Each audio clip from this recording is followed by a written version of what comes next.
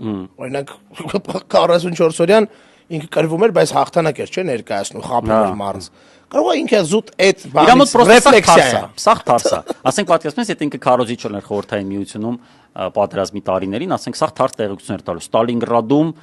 մեծ կորուստներ են, մեծ կորուստ։ Ես ես հիմա Ստալինգրադում, Ստալինգրադը չկա։ Կամ չկա, ես հիմա Ստալինգրադում այստեղ կրակոցներ չկա, բան արևոտ ինչ որ նկարներ, բան նռան ֆոնի վրա ինչ որ անհասկանալի Ստալինգրադում էլի։ Ու պրիտոմ պատերազմի ժամանակ էսի ասում է սրան ասում էին մեր Լևիտանը պատերազմի, դել տենց մտնում էր սրտիկում էր էդի Լևիտան։ Արա քեզնից ինչ Լևիտան, այ Գիբիոտան ես դու։ Դե Էտա, լավ, ինչևէ, հա, հարցնում են մեզ Էդգարը արդյոք մշակելու է Արծրունին, այո, իհարկե, Էդգարը մշակելու է Արծրունին, ես ավելին ասեմ, առաջին ինքն է ուրախացել, ես կարծում եմ առաջինը Արծրունի բարեկամները եւ Էդգարն են ուրախացել այս տեսանյութի հեռարձակման առիթով